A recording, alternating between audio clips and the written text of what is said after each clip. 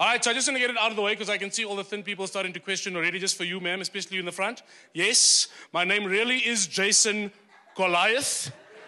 Yes, you see, looking at me again now, yes. My Twitter handle really is JR Goliath, yes. And I know that sounds like a sentence about R Goliath, I know. And I know that is funny because I'm fat. I make that statement not because it's funny, but it's like a moral compass, how I test the audience out. Because as soon as I say it, all of the fat people all just go, and then the thin people do exactly what you did, sir. Because thin people don't get it. It started at school. Thin people are like, bruh, I can see right now you are looking at me, but in the back of your mind you're going, Nangu, fatty, boom, boom. I can see it. You know, my worst nickname at school was not fatty, boom, boom. The worst one was, and you guys are all going to remember it, I know, Pop, Pop. Can I explain? May I explain, sir? First day of a new school, right? Standard 6. I rock up. This thin, his name was Brandon. Thin, no-name brand, meal eating, underprivileged, RDP house. Thin. Come around the corner. He sees me for the first time. This bra catches a scream. Ja, my bro. You mos kakvet hond. He says to me, I'm sure when you jump on the scale in the bathroom, it goes, this white guy is very confused in the front. The Indian guy is not confused. Let me just do a subtitle for this group of white people here. You see, Indian guys, colored guys, and black guys, we worship the old 325 IS box BMW. Yeah?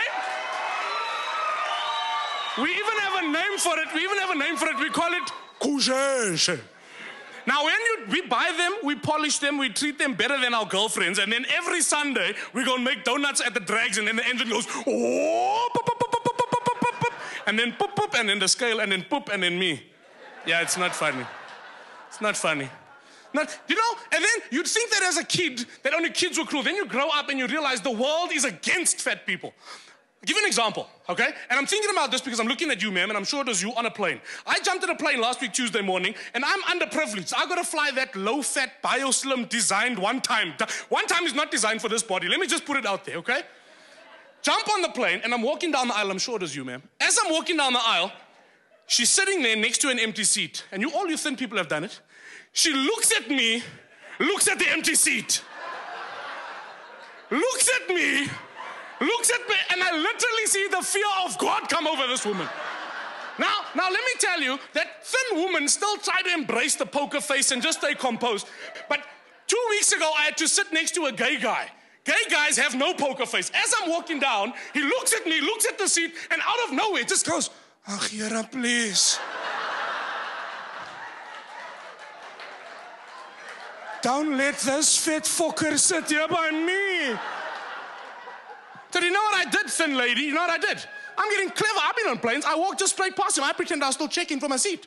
This bastard literally gives God a high five. Donkey, yara. So you know what I did? I came back. Ha! Shift up. I'll be sharing half your seat.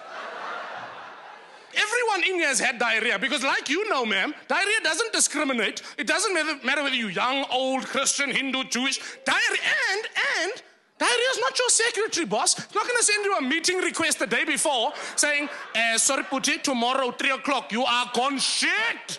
No. Diarrhea is not your best friend. It's not going to phone you up and say, hey, Jeff, make sure you're within half an hour of a toilet because you are gone shit. No.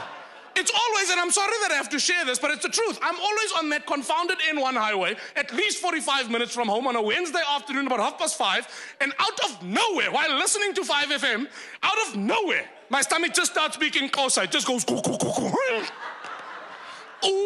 kaka.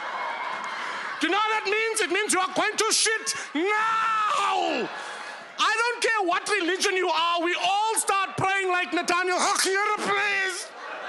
Don't let me cock in this car. Every man in here will tell you that we don't know why we do it, but you switch off the radio immediately. You can't listen to cock and holding a cock at the same time. You open the window just to get some air going. You immediately roll up your seat and then you just knipe. You just got one of those old Golfs where the clutch is hard and your foot is shaking on the clutch. When you get home, all you smell is clutch and shit. By some miracle, though, you always just make it home. You're pressing the remote from 3 blocks away. You pull into the electric gate. You leave the car idling. You kick the dog for sack. Then we all do the Michael Jackson walk. Woo, woo, woo. As you get closer, this thing gets worse, and the whole world just goes into slow motion. You open that bathroom door, your belt's already undone, and literally the toilet seat is like a scene from a war movie with a landmine hair trigger. And as your cheeks come, it just goes.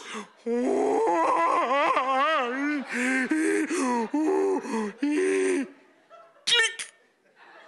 Boom. You feel like you're back in that 325 IS BMW going whoop, whoop, whoop, whoop, whoop, whoop, whoop. My name is Jason Goliath. We love you, Parkers.